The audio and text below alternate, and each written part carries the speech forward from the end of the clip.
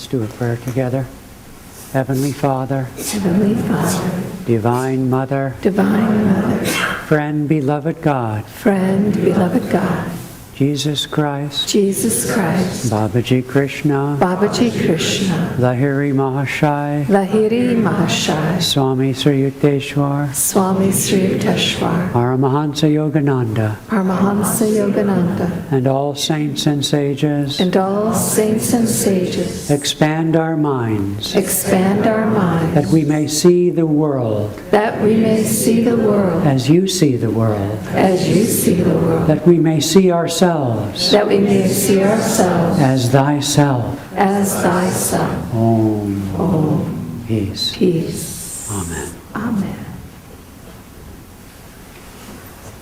Let's center ourselves for just a brief time, sitting upright, spine straight but relaxed, closing the eyes in a restful way, turning our backs on the day's activities and responsibilities, entering this temple, a symbol of the temple of silence within us, a symbol of the temple of the Holy Spirit within. Contacting the heart center, calming its nervous fluctuations, its restlessness, our anxieties, regrets, and cares. Leave them like our shoes at the temple doors and rest within.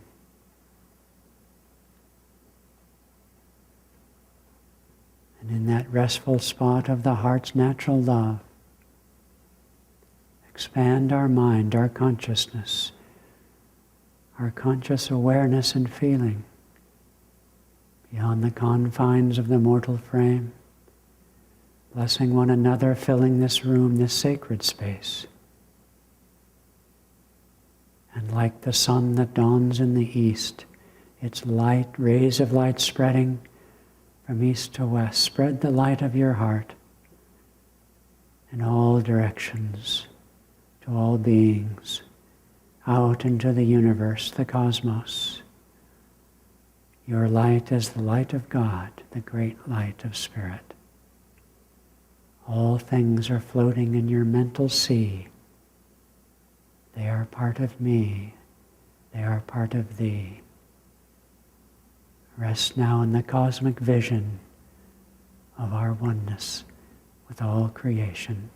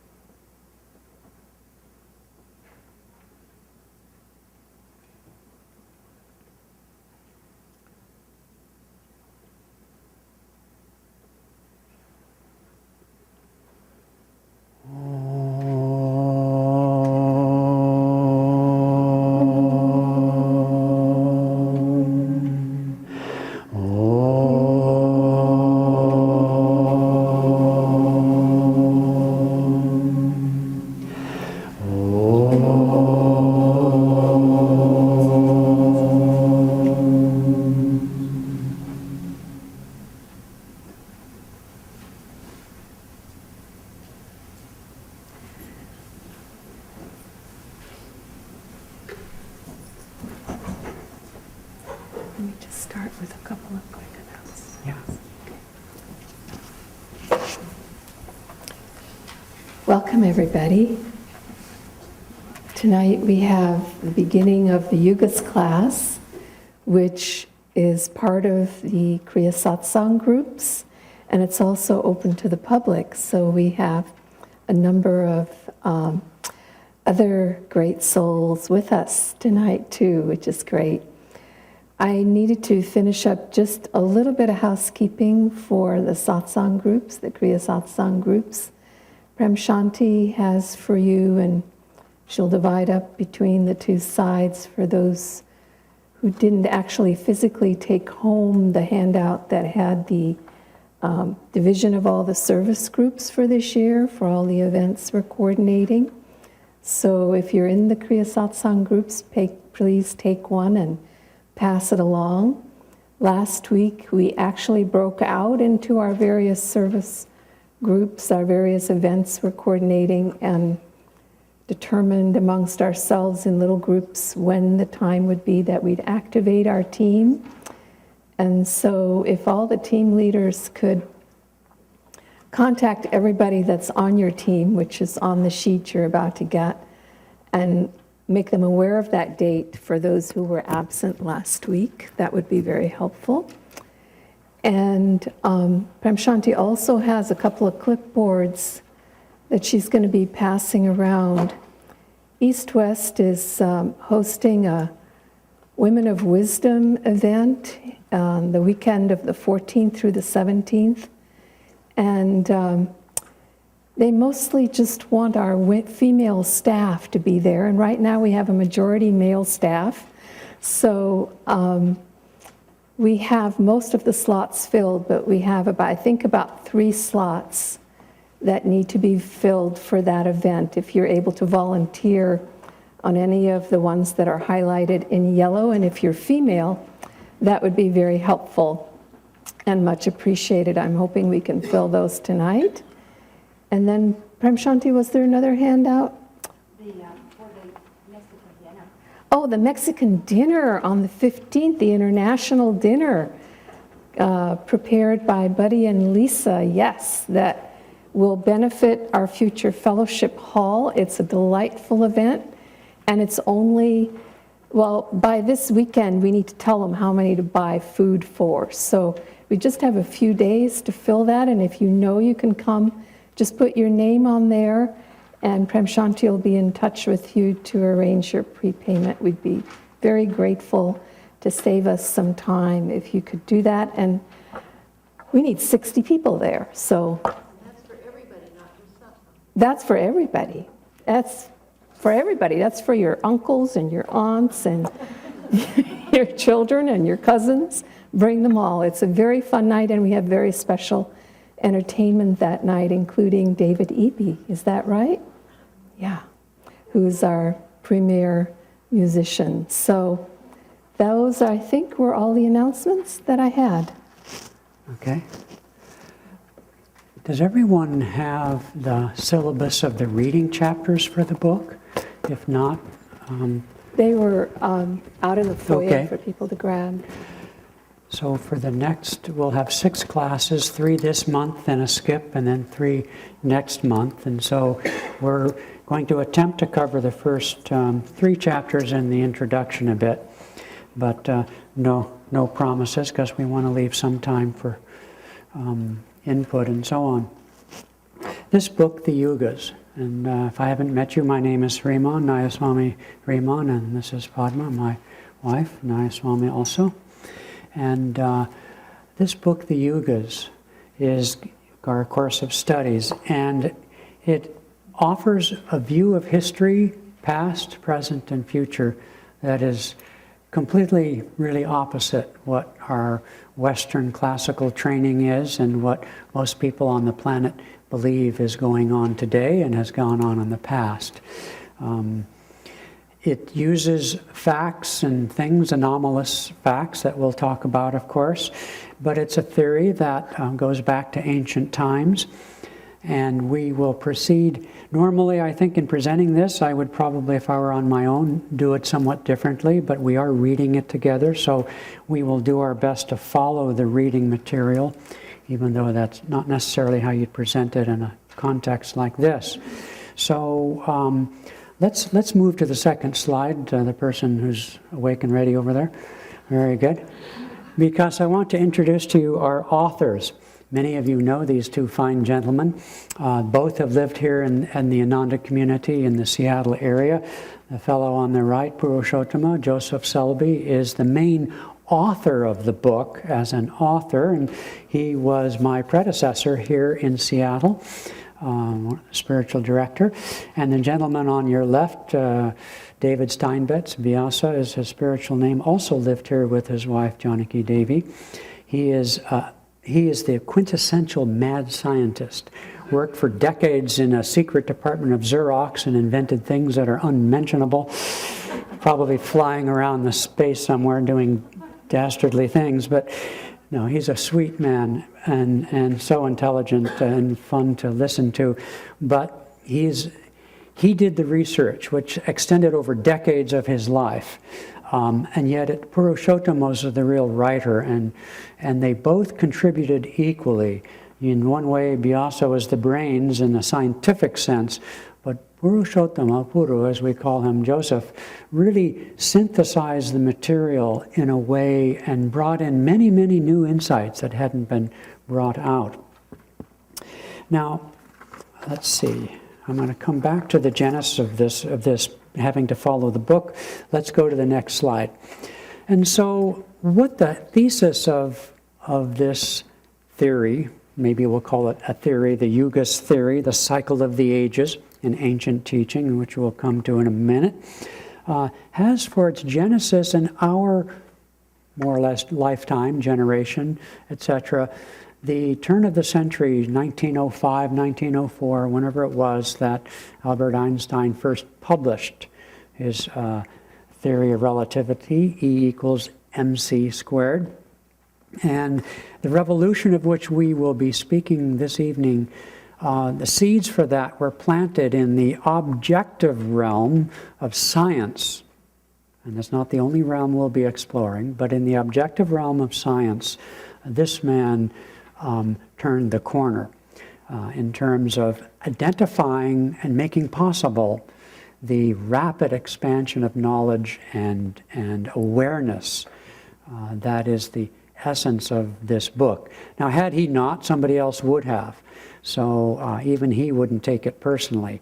But it was through him that this objective criteria, this objective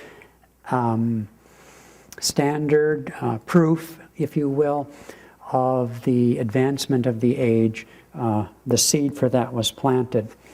Prior to him, in the century before him, the 19th century, still, the world was viewed by those of science as a very mechanistic Newtonian world by which planets were fixed in their orbits and all things were made of matter and things like energy, even to the classical era, centuries before, energy was viewed like fire and so forth, more like a thing, like matter.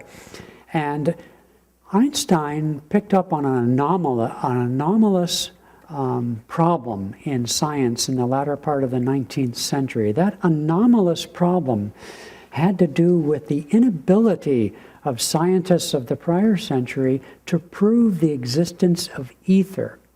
Now, when sound travels, sound can only be perceived, among other requirements, because it goes through a medium, and as it moves through the medium of air or water, it produces waves, and through those waves, being equipped with ears, which some of us have better than others, one can hear the sounds. And so the natural inclination was in examining the properties of light and electromagnetism in the 19th century, was the hypothesis that light traveled the universe through some kind of a medium. Of course, that would have to be necessary, just as it is with sound. They couldn't find it. The rest of the scientific world in the 19th century said, well, we just haven't found it yet, so let's move on and to other things. Well, Einstein wasn't willing to move on. He thought and stepped outside the box. And it was because of his puzzlement over the lack of the ability to prove the existence of the ether that he embarked on the journey to discover a solution to light and electromagnetism. He discovered the constant speed of light. Now, when you think about it, as sound goes through denser medium, like dense water, it begins to slow. But light is unaffected by its travels. And so it clearly has a very different property. But I'm not here to discuss light or E equals mc squared. The point of this that they make in the book is that it's the anomalous facts of science, if science is your doorway to these things, that often prove to be the rule rather than the exception. And much of what we are going to investigate in this course through these many chapters are the anomalous findings of different aspects of science. Okay. Thank you. She read my mind. That was good. I mean, one that we all hear about and that they highlight, but there's a number of them just as teasers, is of course the puzzlement of the Sphinx and the Great Pyramid especially, the three pyramids around Giza, because of the fact that how could they possibly have built them? 2.5 million blocks, some 70 tons, raised to a great height. They calculated over 20 years, one block being raised into place every 4 minutes. On 13 acres of the Great Pyramid, the change in elevation at the base is only 1/2 inch. The blocks are so perfectly joined and without any mortar at all that you can't even get a credit card between them. The Sphinx itself, nobody knows how old it is. It's far older than the Great Pyramid, and it is a complete mystery to them. Modern history says, as another example, that the development of agriculture took place somewhere between, 5,000 and 8,000 BC. And yet they have found grains of seed buried deep under Mexico City going back, 10 or 20,000 years. In Afghanistan, the same thing. In Israel, 23,000 years. The Sanskrit language is an anomaly in the fact that it was more sophisticated thousands of years ago than it later became. And it's the proven root of many, many other languages which are less sophisticated, not more. In India, in the 5th and 6th millennia BC, the development of science and astronomy and mathematics, the use of zero as one example, was more developed than it was in the 1st millennia AD in the West.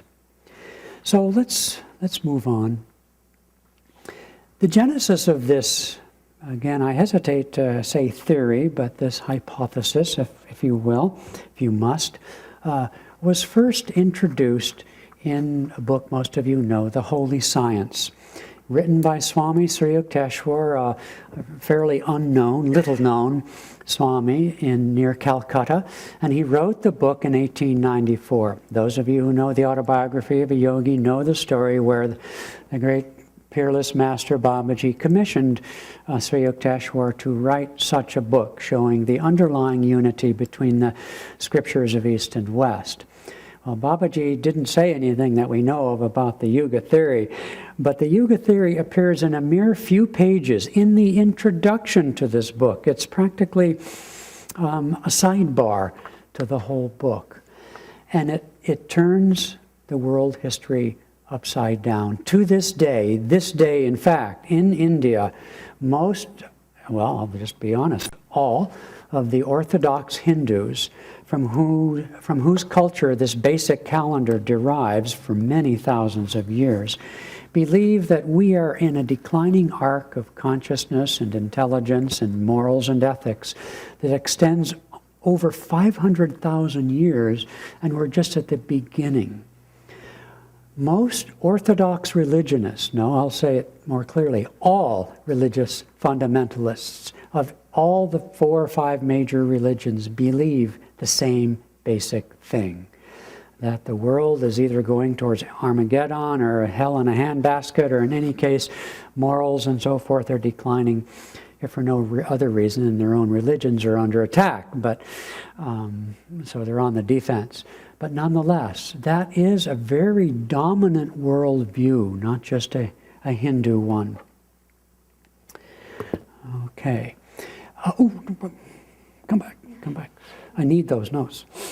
So, what is the basic theory? Again, most of you know it. The holy science, this introduction predicted an explosion of knowledge in the 20th century. We'll come back to that.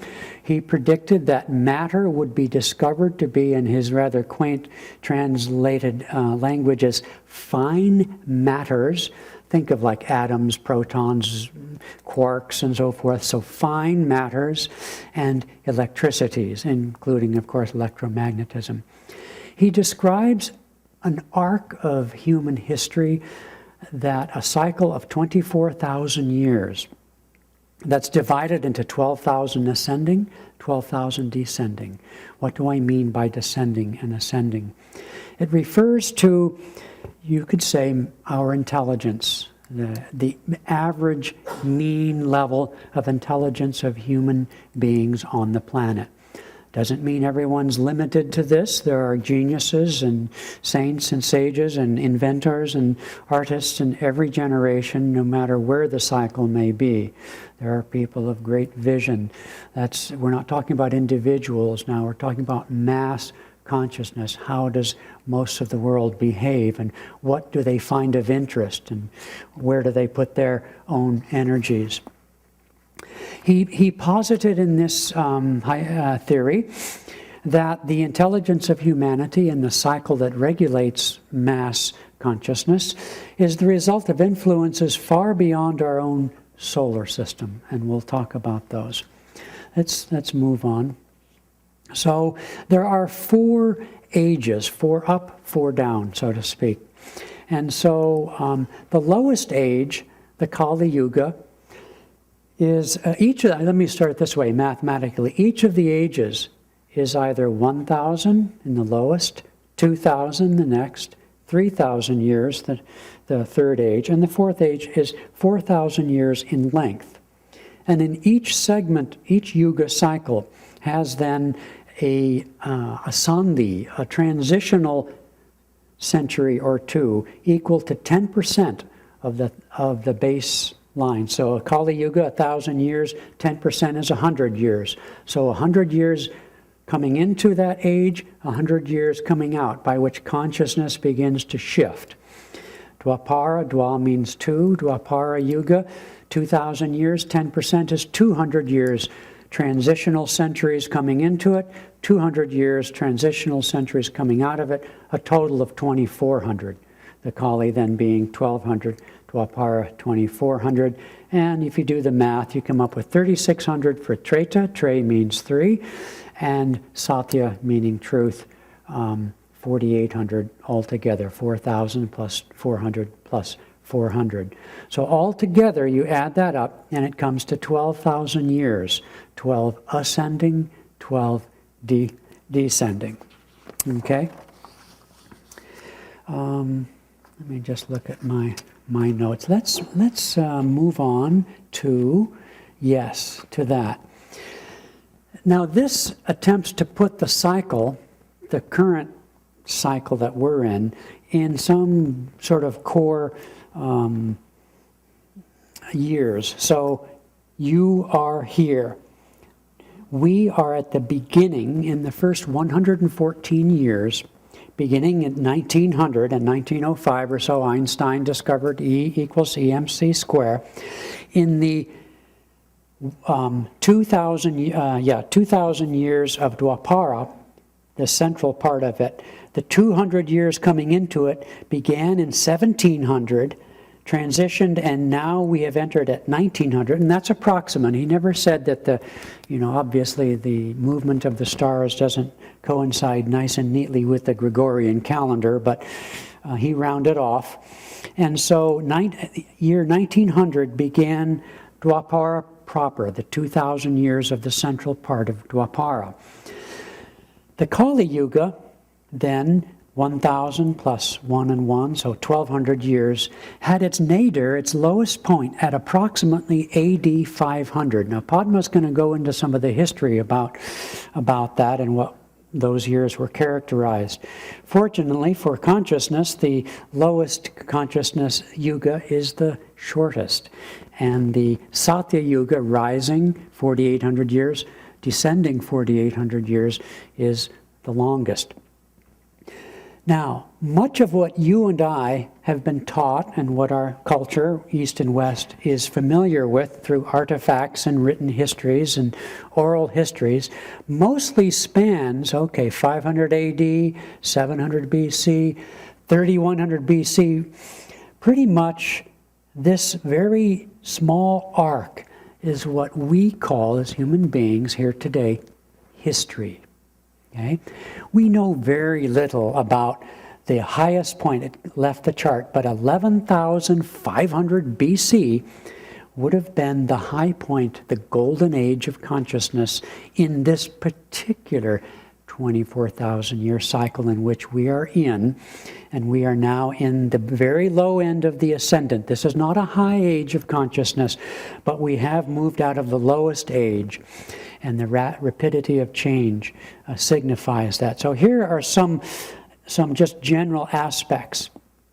Kali Yuga, the low age, the age of gross materialism, lasts 1,200 years.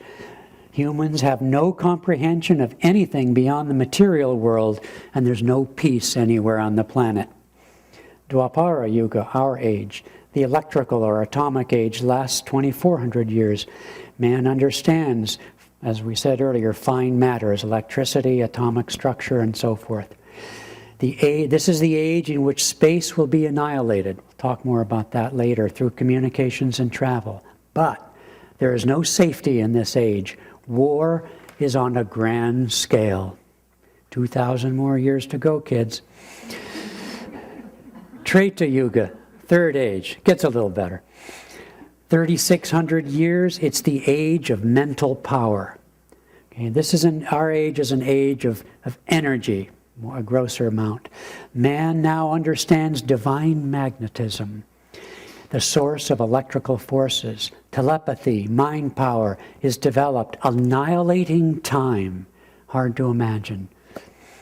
Much is accomplished through mantras, some war, but mostly peaceful. Satya Yuga, 4,800 years. There's harmony with the divine plan. Mankind comprehends all mysteries of creation, even God beyond creation. There is no barrier now between material and astral. Many souls find liberation. So, as we move into these chapters, we're going to examine historically and otherwise some of the developments, especially in the arc of this history that we are familiar with and are at least willing to recognize as facts, that are corroborations of the descending arc. One thing I've often said to people that strikes me is that we here today, big issue in the last century, beginning of the 19th century, interestingly enough, was of course compulsory education. I'm not going to argue with that point, but the issue there is, or the question rather, the topic is literacy. We highly value literacy, and again, I wouldn't possibly be stupid enough to argue with that. However, it could be said, it has been said, in fact it's an accepted fact, that down through the declining arc of the ages, it is known that much of prehistory knowledge was transmitted orally, and that at a certain point in time, they began writing things down. Now, who among you writes down your appointments and writes down your shopping lists? And why do you do that? Because you can't remember it. Okay? Writing came into existence not because we got smarter, but because we got dumber. Now, I challenge you with that. I know it's a challenge, but this course is designed to help you. There's somebody outside, maybe someone can help them. The only way out is in. Somebody got it. Okay, well let's move on. Okay, So, here are 7 basic things that Swami Sri Yukteswar, who is a renowned astrology and a great intuitive, and those of us part of Ananda hold him to be a true avatar. He said, our sun rotates around a distant grand center. 2, he said there is a great source of power at that center. This is 1894 now. 3, the sun has a companion star about which we rotate every 24,000 years. 4, we are presently drawing nearer to that grand center. 5, the understanding of humankind varies with that 24,000-year rotation. 6, in this age, Dwapara, we realize that energy is the reality beneath all matter. And 7, the sun's companion star is the cause of the precession of the equinox. Number 1, our solar system rotates about a distant center. 1890, first photograph of the Andromeda Nebula showing spiral arms. They didn't know what it was. He wrote it in 1894. 1919 to 1926, Edwin Hubble established that the spiral nebulae are distant, huge stellar systems. 1927, J. Oort deduced that our entire galactic system is rotating about a center in Sagittarius. Confirmed. Next. 2, there is a great source of power at that center. 1960s. Astronomers are surprised at the incredibly violent events often occurring at galactic centers. 1969, Dr. Bell showed that whatever is responsible for the enormous output in quasars and galactic nuclei is small and massive. 1990s, astronomers suggest a massive black hole at the center of our galaxy. Satellite and radio images resolve detail in that center. 1994, 100 years after he published the book, Hubble telescope images reveal a black hole at our galactic center. Confirmed. 3, the sun has a companion star yet to be found. There's been a number of different proposals around that. Next. We are presently drawing closer to the grand center. Our measured velocity now has been confirmed at 10 kilometers per second, moving towards the center. Confirmed. 6, in this age we realize energy is behind. Well, 1905, EA equals MC squared, uranium fission, first self-sustaining nuclear chain reaction in 42. Confirmed. So, one of the things that Joseph points out is that historians and others like them have long puzzled over the linkage between consciousness and history. What makes the events of history? Why this? Why that? Why certain trends? Quite apart from anomalous trends, why the trends at all? This theory, this teaching, offers to us an understanding between the linkage between inner consciousness and outer events. It is the first such revelation, and that is, it's no less than a revelation, of the interplay between consciousness and history. It helps us, as this course is designed to do, to understand our past, our present, and our future. Now, when we come to the other cultures in just a moment, that's one thing. But for our time and our age, Sri Yukteswar and his most famous disciple, Yogananda, whose teachings we follow here, spoke the language of science, the language of Dwapara, and thus brought into a way where we could handle it and understand it, something that when you go back as Vyasa, as David Steinmetz did, he went to he happened to move to Seattle not knowing this, but he discovered that the UW's library, Sanskrit library, was enormously fruitful in his search. And in his discoveries, he came upon, as others have in other fields, not this particular endeavor, that the ancient Vedas, there's a book called Vedic Mathematics, because some have realized that cloaked in the language, not of science, which is our language, but in the language of myth, and the language of metaphor, and the language of storytelling, is very deep and high wisdom of mathematics, astronomy, rulership, and politics, in other words, and much else. But that language and metaphor, sort of like the parables of the Bible, but far more abstruse, are inaccessible to us. And these two great masters have, you might say, translated an ancient language into a modern language for us, in order that we could then carry on the research and the discovery to bring into validation the evidence of this otherwise hypothesis. It's an ancient teaching from India. I think you all know that. Okay, let's move on. All right, that's basically just a chart. Let me just it's not unlike the other one. Yeah, let's move on. Okay, let's examine some of the other traditions that have similar myths. I'll just use that word. The Greek, we know, spoke of the gold and silver and bronze and iron age, again, 4 separate cycles. I remember reading this in my classical high school studies of Greek and Latin. Plato lived around 700 BC, and I remember I was so puzzled for the fact, in fact, I remember rereading it, because he spoke of a golden age long before him. But my teachers in the books I read speak of the classical Greek age as the golden age of, philosophy and science. But he himself was referring back, he didn't even know how far back. And so he taught when he lived, they were in the Iron Age. Well, if I were to go back to one of my charts, in fact, go back one, you would see that 700 BC is just at the beginning of the descending Iron Age, the Kali Yuga. He knew of what he spoke, in other words. They called the Golden Age, in their language of Greek, the age of Chronos. Chronos means time in my remembrance of Greek, so I don't know the connection.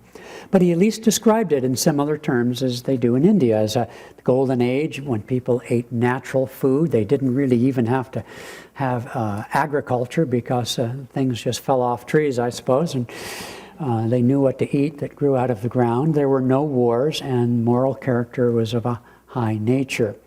People lived with ease and happiness. They lived simply and innocent. And like the great Babaji said of his own little bunch of people in the Himalayas, we are people who like the outdoors and live outside. When I've traveled to the Himalayas, as I did recently, I was struck once again how easy it would be to live there. There are caves everywhere. It's in the lower foothills. It's like a paradise. Even today, whereas the rest of India kind of smells bad.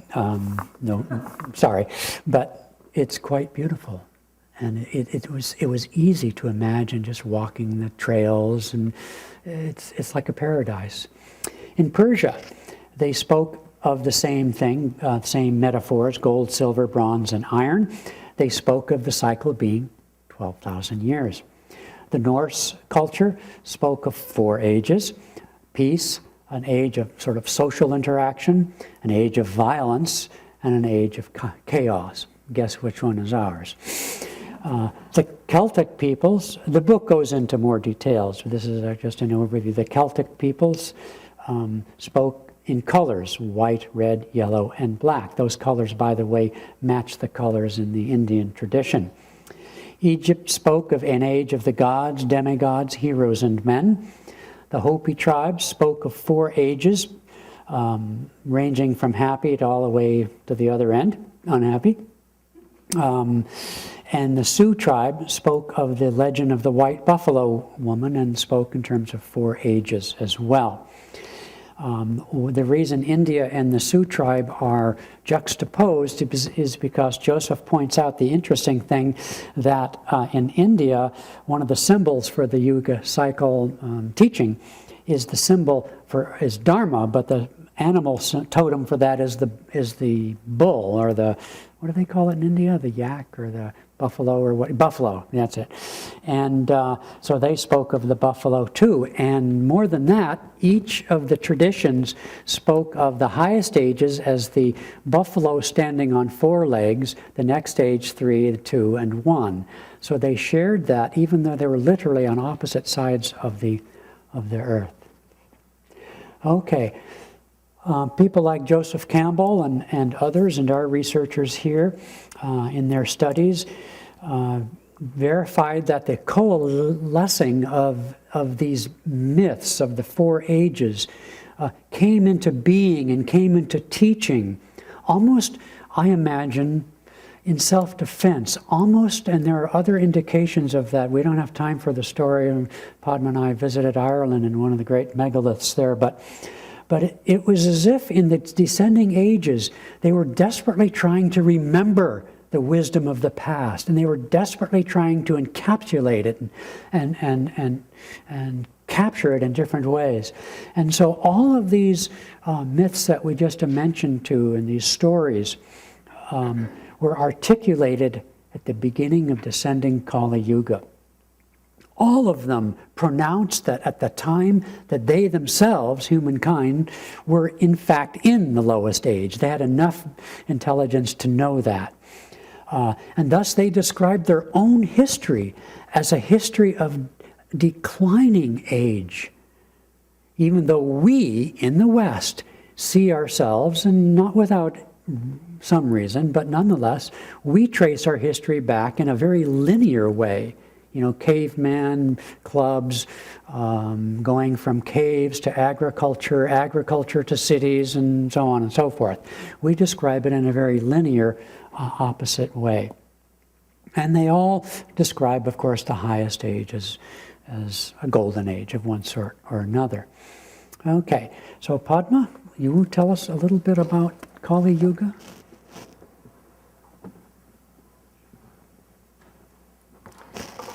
Well, Kali Yuga, interestingly, is one where we have both the descending and the ascending aspect of the age in the span of years between 700 BC and 1700 AD. First we decline, and then we reach the lowest point in the 500 AD, and then we start to cycle back up. And luckily for us, we are, at the edge. Actually, we are out of Kali now. We're, as Riemann pointed out, we're in the first part of Dwapara in the Sandhi. Is it Sandhya? Is your name related to Sandhi? I've been wondering that. It must have its origin there somewhere. That's where we are, but in fact, we're on the upswing, and so that's actually a very nice place to be able to be talking about this right now. It'd be sort of depressing if we were on this side of the cycle. At least we can offer some hope. So let's go to the next slide. So the general description of this yuga, the Kali Yuga, again, we want to point out that this is the predominant consciousness. There are always exceptions in every age.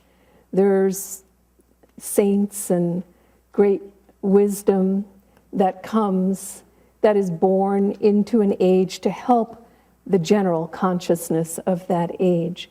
But the general consciousness of that age was ignorance and passivity. There was a lethargy. People were, as it points out, farmers, herdsmen, laborers, artisans, conscripted soldiers, servants, or slaves. The vast majority of the people were that. There were very simple pleasures, and they all tended to be rather physical and earthy: eating, drinking, sex. Good fortune, too, was very physical. It was clothing, it was tangible things. Just a very few possessions were had. You had to work very long and very hard just to be able to stay alive. Life expectancy was really low. There was a lot of disease and misfortune. If you were born into a poor family, you were pretty much going to be poor your whole life. Wherever you landed in that life, that's where you were going to stay. And that worked on the opposite side of the spectrum too. Emperors, Caesars, kings, everything went with heredity. It didn't go with anyone earning their merit or their way into society. There was a lot of destruction of knowledge from the prior higher ages. And this is fascinating when you look at it, because it's not just in one part of the world, it's all over the world. In this Kali Yuga, because of that destruction, there was hardly anyone could read or write. In 527 BC, so that's close to the beginning of Kali Yuga, the Persians burned the Egyptian temples and papers. In 490 BC, the Persians destroyed the literary works of Athens. In 330 BC, Alexander the Great destroys 12,000 volumes of the Magi. In 214, the Chinese emperor, I won't pronounce the name, has all the books in China burned. All the books in China burned. In 146 BC, the Romans destroy 500,000 Phoenician scrolls at Carthage. 52 BC, Julius Caesar destroys the library at the Druid College. 250 AD, the library at Pergamum destroyed by zealous Christians. 272 AD, the main library of Alexandria destroyed by the Romans. We all heard about that. And 391 AD, Theophilus levels the daughter's library of Alexandria. So the second one was also destroyed at that time. Knowledge from prior ages was wiped out. It's sort of like reincarnation. You don't remember where you came from. There's a veil that was set into being. Human rights. Women were subject to their husbands and fathers. Human rights as we know them today just simply didn't exist. It was slavery was pervasive. It was a very brutal environment in that age. The owners of slaves had the right of life and death over their slaves. China and India had the serf system, but that was tantamount to slavery as well. Let's see, conquest and subjugation by force is what happened with Alexander the Great, Emperor Qin, Julius Caesar, Genghis Khan, Tamerlane. I mean, those were the leaders of the time. You were either a conqueror or you were conquered. Basically, it was just that time of constant battle, destruction, plunder is what happened at the lowest points of Kali Yuga. In fact, we associate those names of vandalism, vandal, and the Hun was just synonymous with destruction.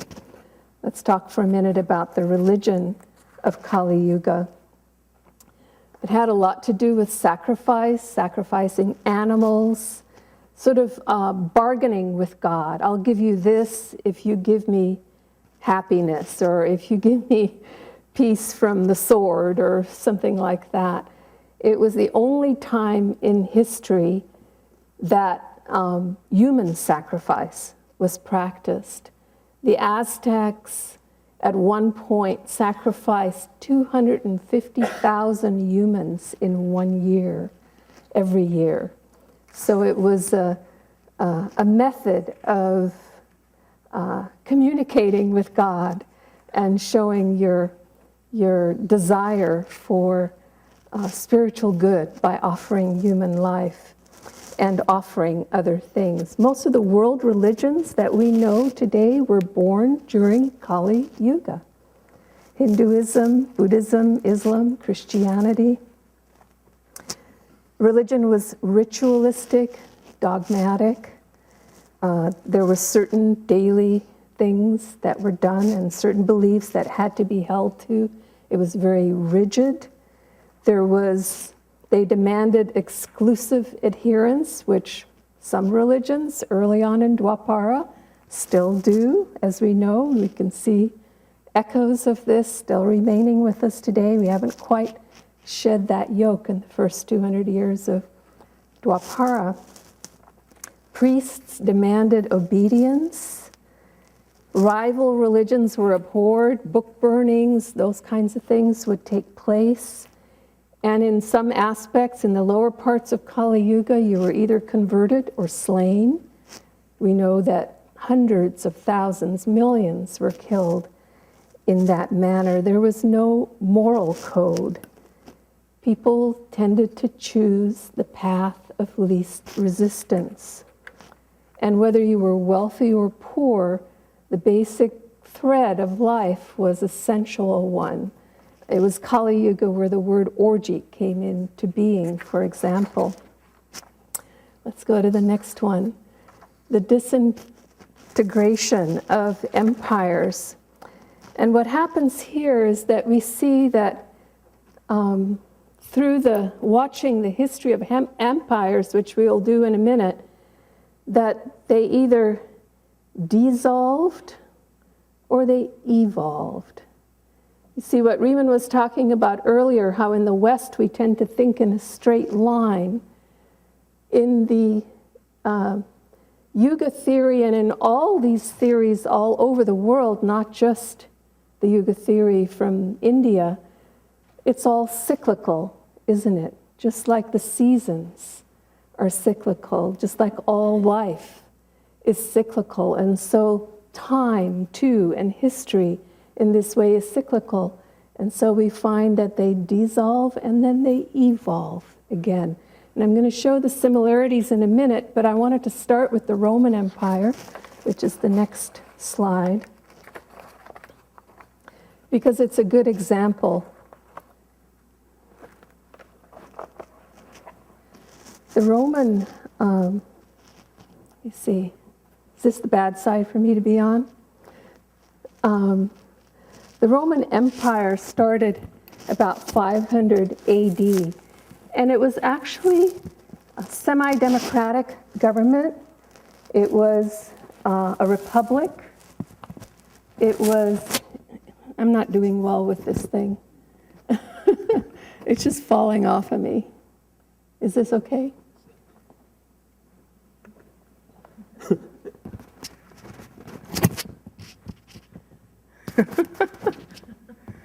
My hair just won't accept it. No, it's not working. Yeah. Here, hold this a second. Hold this. Thank you. Sorry. Sorry. 1 second. There. Try it again. So, the political power in Rome was a republic, and it was ruled by a senate with two ruling bodies in it, the plebeians or commoners and the patricians or the wealthy class. Sound familiar? And then in early Kali Yuga, various dictators came into being as part of it. Now originally they were called dictators because they would dictate to the Senate, and that would only be in time of war. And so when there was no war, or when the war was won, which it usually was, then the dictator would recede to being sort of the leader but not controlling the Senate, because the Senate would do the job of governing the people. But as the age declined, the dictators started to hold to themselves more and more power. And the more absolute their power became, the more it began to destroy the empire. And so when it reached the bottom part of this Kali Yuga cycle before it begins its upswing. The entire Roman Empire eventually was destroyed as the dictators became more and more corrupt. Essentially, that's what happened there. And then we went through a period of reconsolidation. So let's go to the next slide for a minute, because that reconsolidation took place not just in Rome and Europe, but the same thing was going on in Persia, in India, in China. Everywhere around the world, it was the same pattern. It went from the Dark Ages, or the ages after Rome was destroyed, let's say in Europe, to the time of Charlemagne's rise in the late 8th century AD. Now, that was right at the time that we were coming up to the upswing, the evolving time of the Kali Yuga, the time when it starts to go back up in consciousness. That's when the Catholic Church consolidated most of Europe. In China, in that same time frame, let's see if I can do it from here, might be a little easier.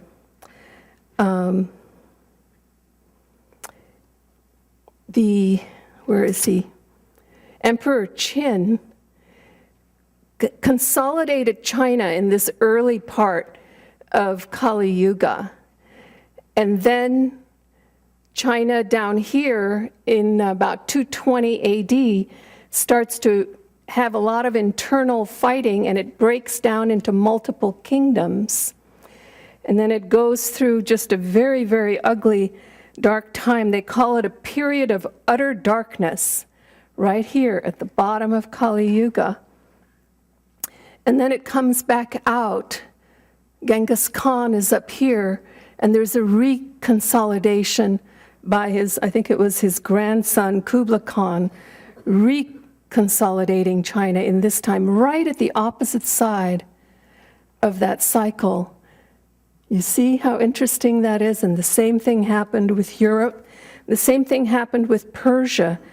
Alexander the Great, where is he? Consolidated all of Persia. Remember when he went out to conquer that whole part of the world? And then there was a breaking down of that empire. Where does it say here?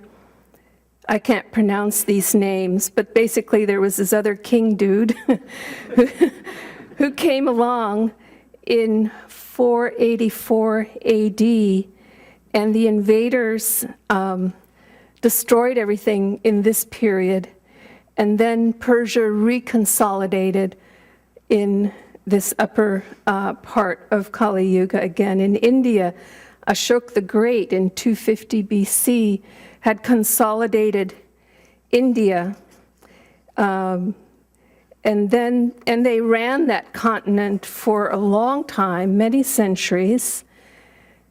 And then, let's see, it lasted and fell in 500 AD, which is right at the bottom here. And then it was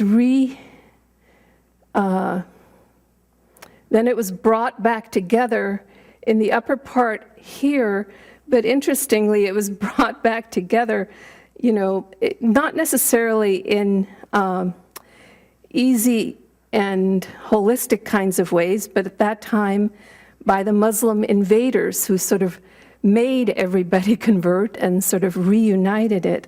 And the Mughal Empire sort of brought it back together in that time. Central America went through a similar thing.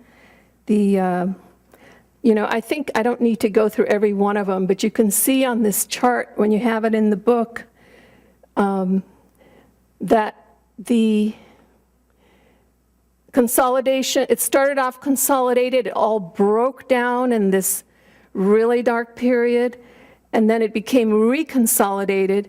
It was still Kali Yuga, so it was still through force and dogma and power, but it did become reconsolidated at the exact opposite end of that timing cycle. The next slide, please. Mark Twain says, history doesn't repeat itself, but it rhymes. The guys quoted that, and I thought that was pretty perfect, you know. You see it just come back in a different form. It's on an upswing. It's a little better than it was before, but it's still repeating that same evolving, dissolving and evolving kind of cycle. So the philosophy flowering that Riemann was referring to,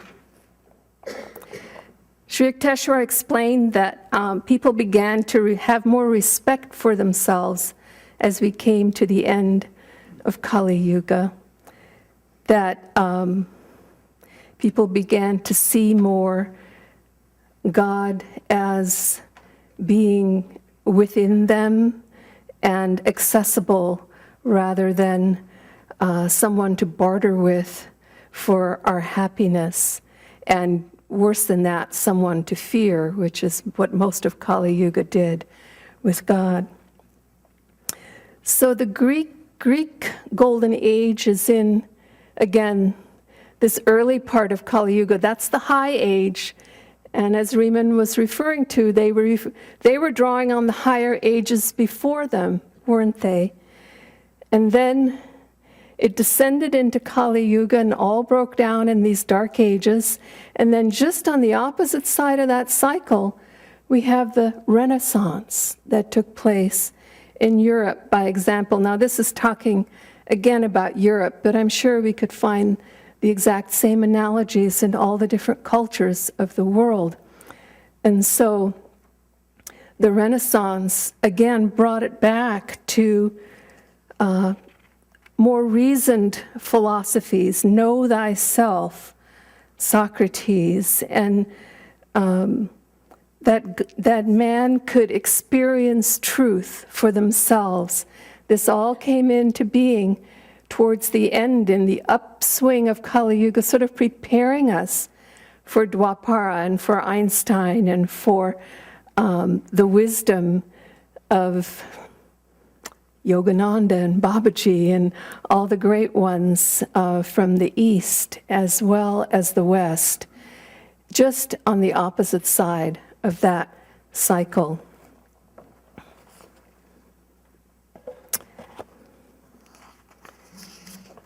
Let's see, in China, and this was interesting what he said about that, there was a Neo-Confucianist, a man whose name I can't pronounce, but his first name was Wang, and not George, but W-A-N-G. And he held the belief that man was inherently capable of intuition and reason, regardless of his station in life. And at that time, it was thought that only the leaders and the philosophers of the time could reason and think and have intuition. And, you know, we had, of course, similar things like that in the West. Only, I know in the Jewish tradition of the last century, it was only the rabbis and those who studied the Torah and the women weren't allowed to, and yada, yada, yada, you know. It was always the higher castes in India, they had it, the Brahmins had it, and everyone else was subservient to that because only wisdom could come through them.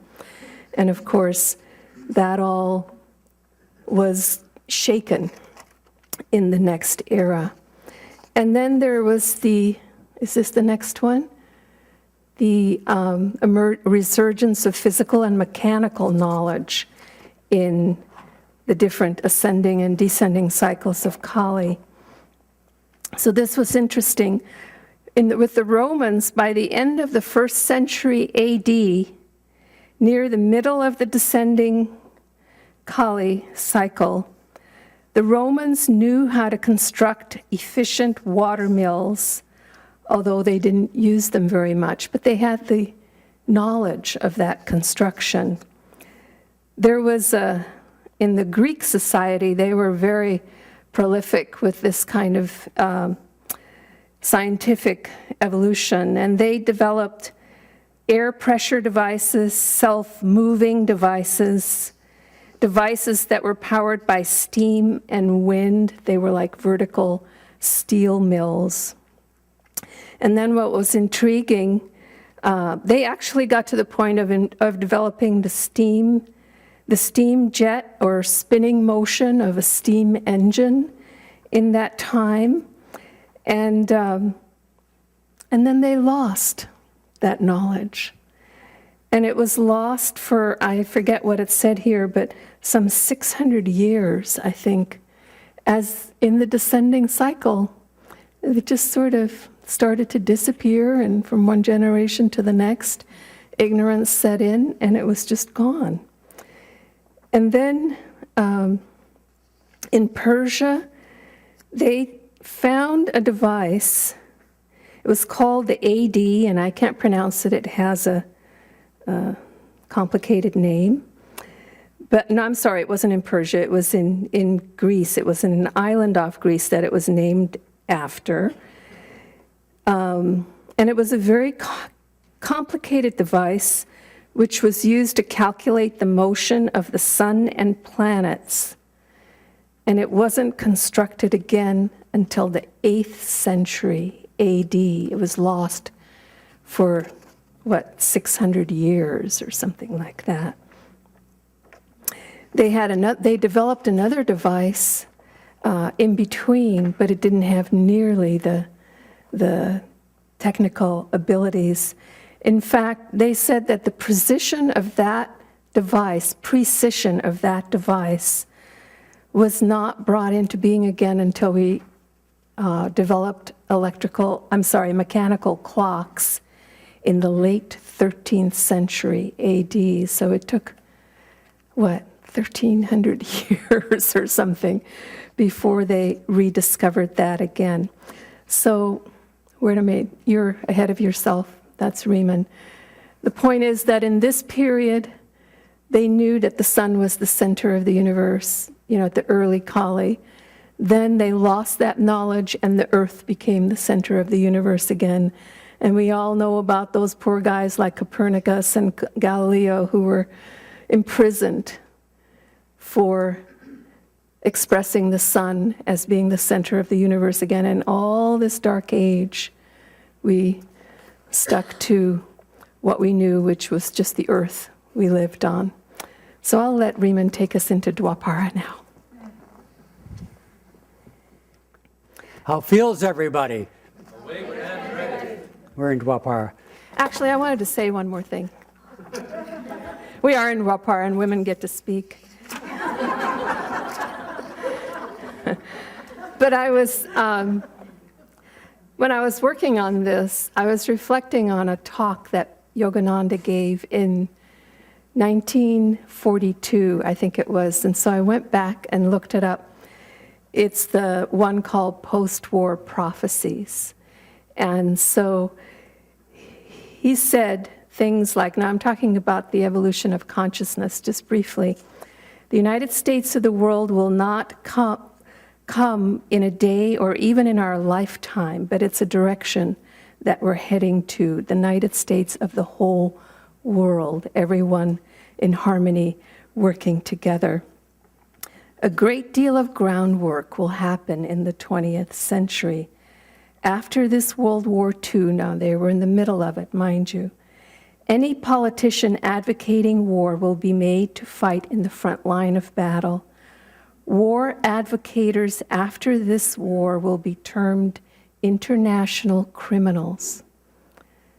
Just 1942 brought us right to 9/11 and our current times, where we're not really fighting with a nation, but we're fighting with individuals. And so it's all actually behind the scenes what's happening, or above the scenes, the bird-eye view, is our consciousness is growing and expanding, and the more it does, the more we can learn to live in harmony with the whole world. It's going to take us a while to get there, but he's talking about the fact that it is happening.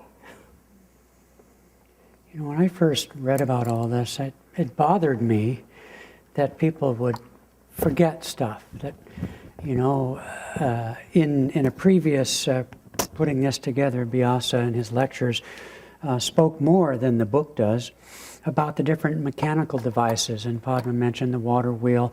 But there's a number of things that in descending Kali Yuga, different cultures knew about, but they didn't bother to employ it. And I thought, well, gee, I mean, I'm pretty lazy. If I could use a machine and not dig a hole, well, you know, why?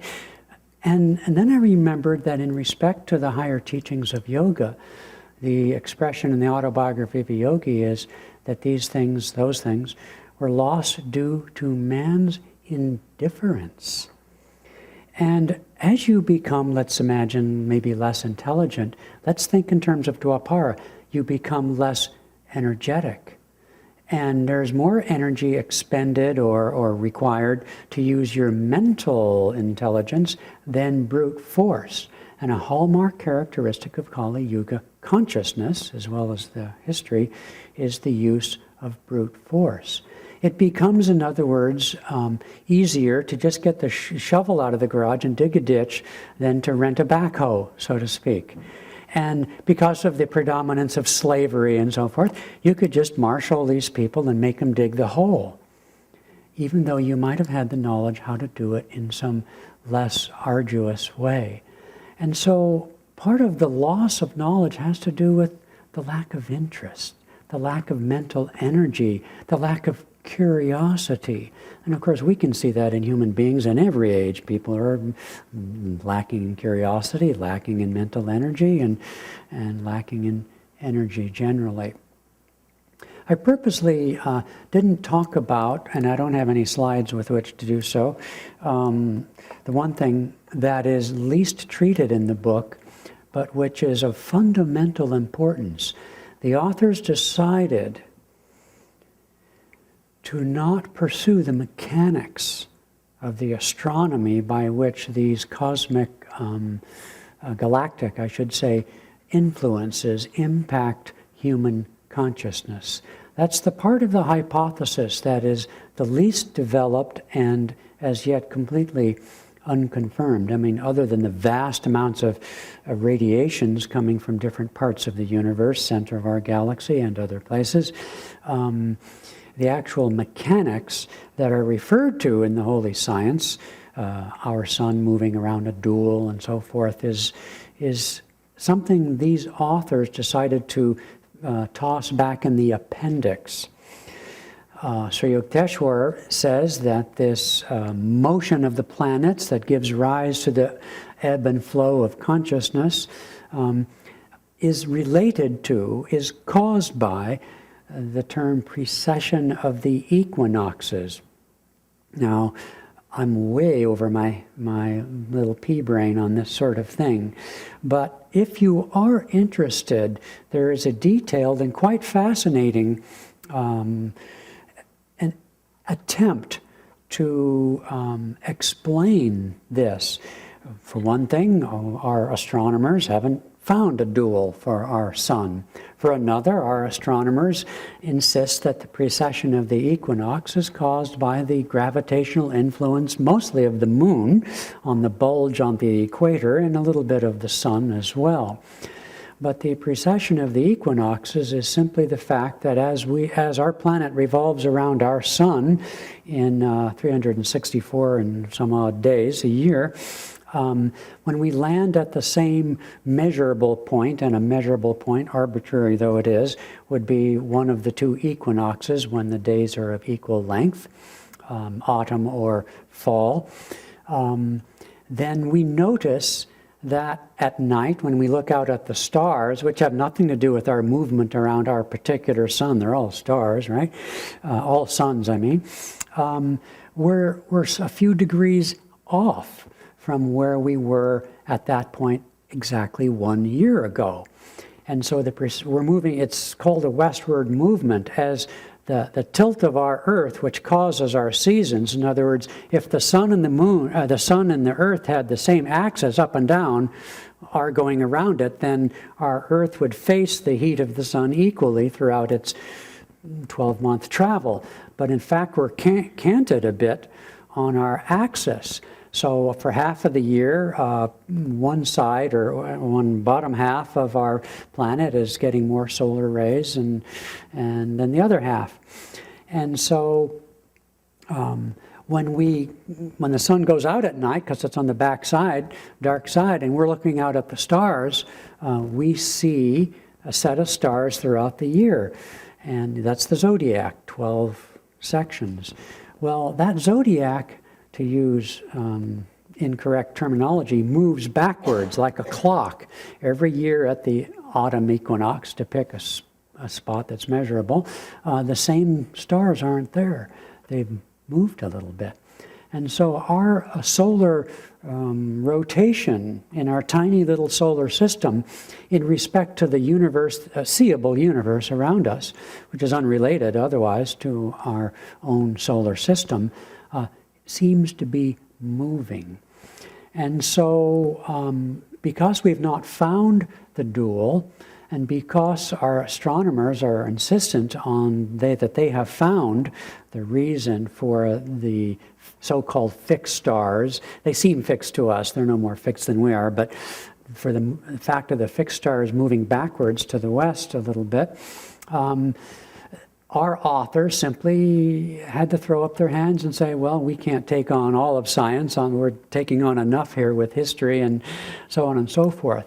But I do recommend that you take a peek at it, because it's really quite fascinating what they say about it. And Vyasa's research here at the UW and some other developments that have taken place since that research show some very interesting intersections between Western astronomy and Eastern astrology, which was, of course, inextricably linked with Eastern astronomy from the ancient ages. So we're not purposely dropping this subject. The authors did that for us. And we'll continue on with more of their historical analysis. But it is, and basically just to keep everybody not in suspense totally, they've disconnected the concept, and with credibility, disconnected the idea of the sun's dual from an explanation of Sri Yukteswar's effort to explain what he calls quaintly Oriental astronomy, from a necessity for us to find for our sun a dual. Now, you may or may not know this, but most of the stars that they know of actually do have duals, and that's the other confusing part of it. But there is good reason that they propose for why the term dual has another explanation in astronomy, and especially in the East. Okay, so the dawn of Dwapara begins after the 100-year Sandhi, or transitional century, at the end of ascending Kali Yuga. That 100 years was from 1500 to 1600. Now, those of you who know that in 1492 Columbus sailed the ocean blue, you might also know that the Protestant Revolution, or whatever, Reformation, depends on which side you're on, whether there's a revolution or a reformation, took place at the same time. And so at the beginning of the Sandhi for Kali Yuga, the world as we know it in the West and Europe exploded. 100 Years' War. Okay? A lot of bloodshed. Institutions were under attack in all different directions. The age of exploration and discovery, on the other hand, showed not just the destructive forces of change, but I won't say constructive, but the energetic forces of exploration, which of course were to come later with conquest, but nonetheless, the energy to explore and to expand our consciousness was very evident in that Sandhi period for Kali Yuga. So then here we begin at 1700 for a 200-year Sandhi, the transition into the age of energy, which, as I said earlier, began officially more or less at 1900.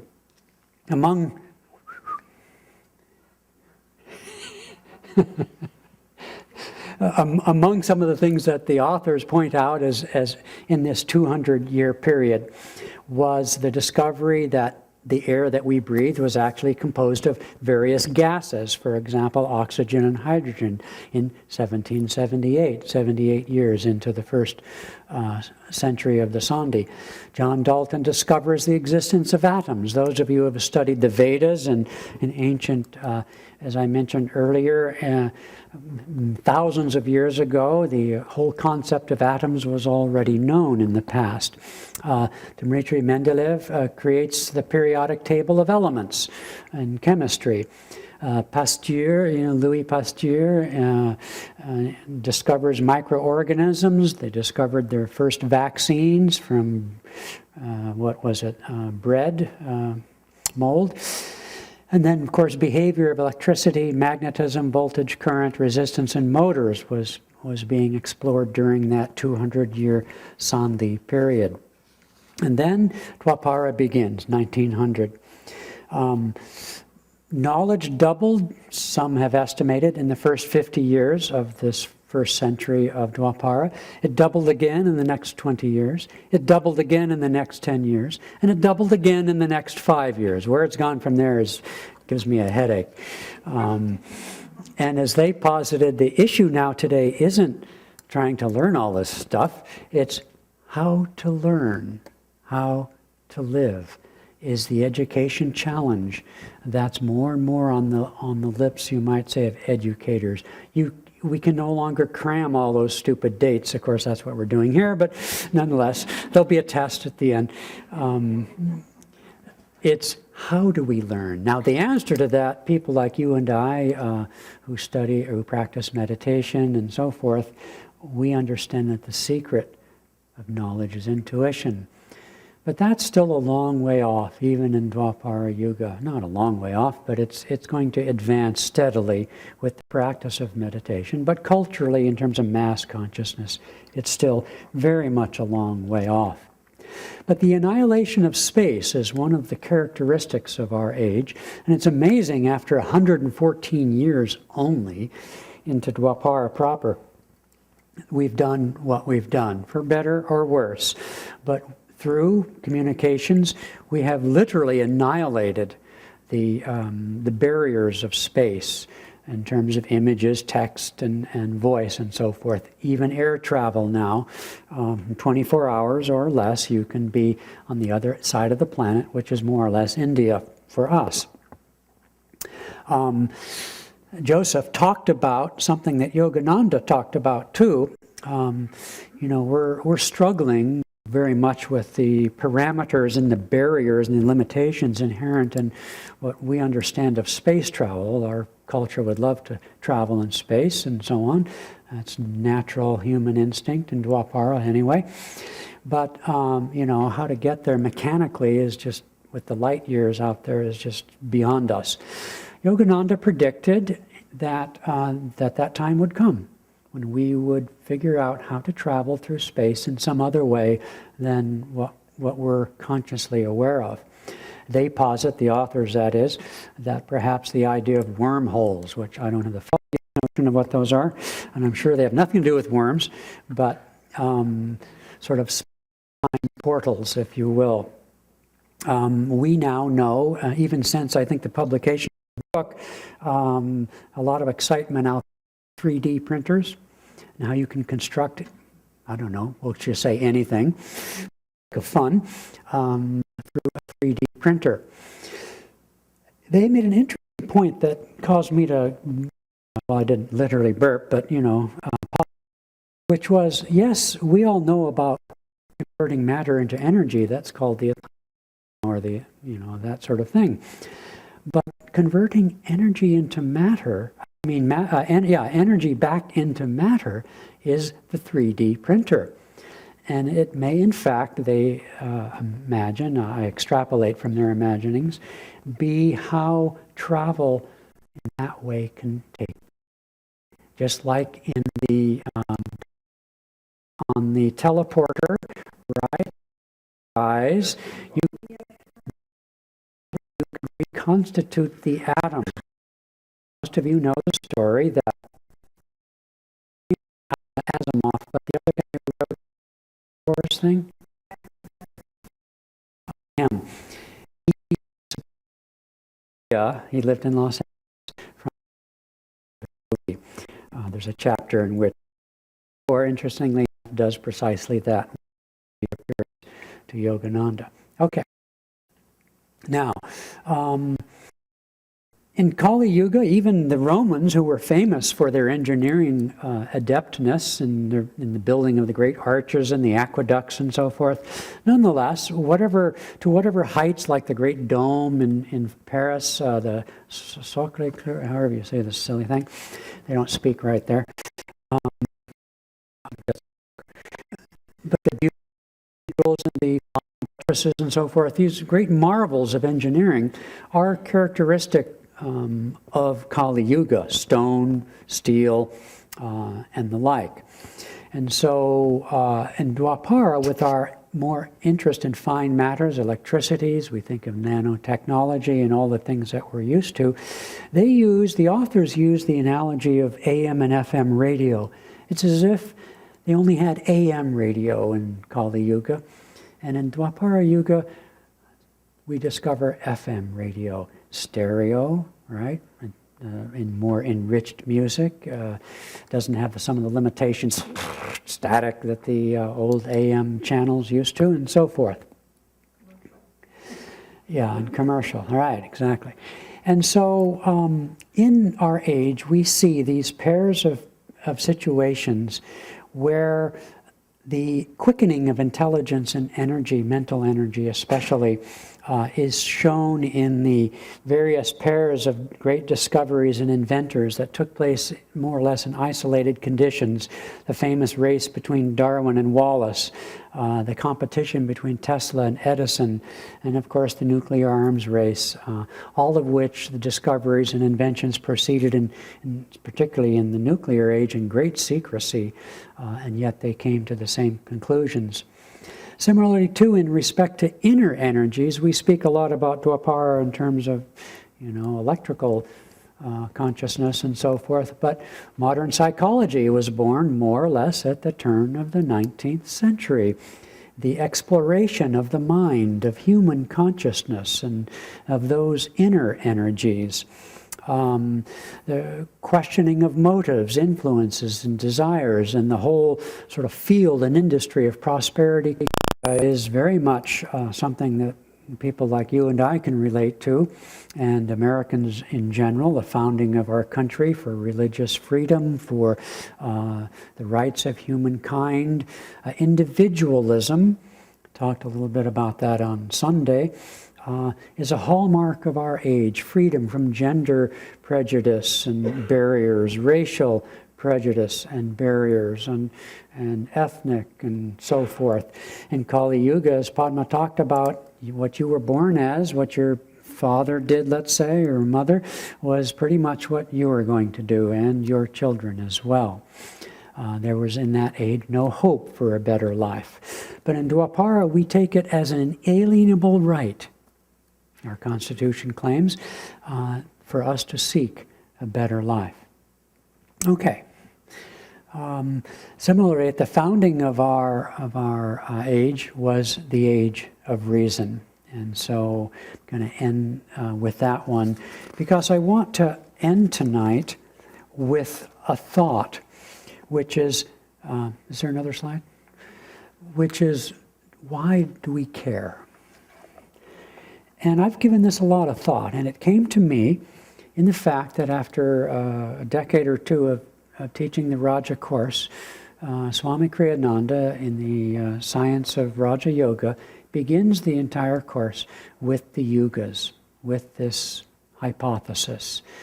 The one thing no student of yoga is the least bit interested in having to hear and read when they come to learn yoga and meditation. And so it puzzled me for years why I had to extrapolate on this thing that they weren't interested in hearing. The first night, right. And so I've come to understand that whenever I'm giving a talk or an explanation to a person on what we do here at Ananda, I find my mind going back to the fact of, or the assertion and affirmation that we are in an ascending age as the objective basis for what we are teaching.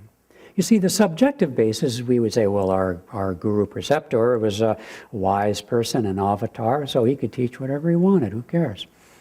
Well, that's fine for me. But as it relates to the rest of the world, what is the objective basis for the fact that, according to Orthodox yogis, Orthodox Hindus, whatever, we're game changers. We have stripped from the tradition. Why is it, for example, that in the Eightfold Path, in the paths of yoga in India, from which we've inherited, those are all rival sectarian religions, basically. The Bhaktis versus the Karmis versus the Gyanis, and my Eightfold Path versus yours, and you can't learn to meditate till you get past stage 3. The claim we have objectively for the right to do and teach and practice what we are doing comes from the underlying assumption that we as Americans take for granted, but the rest of the world doesn't, and many Americans don't, on the religious front at least, that it is an age of discovery. And that gives us the right to see with new eyes to see and new ears to hear that which had become encrusted, that which had become corrupted, the essential meaning of which is always there, but the energetic and the more pure, the simplified, clarified aspects of it, the right that we have to reveal that is based on the assumption that we're in an ascendant age. So I'd like you to consider that aspect of this. Sri Yukteswar was stoned walking through the streets of either Puri or Calcutta when he announced triumphantly his new theory, and in a parade announced the beginning in 1900 of Dwapara Yuga. And to this day, most of India still believes otherwise. So it has come to be a much more important foundation for what we're doing here in America and in the path of Raja Yoga. Okay, I think we'll end it on... Next week, chapters 4 through 6.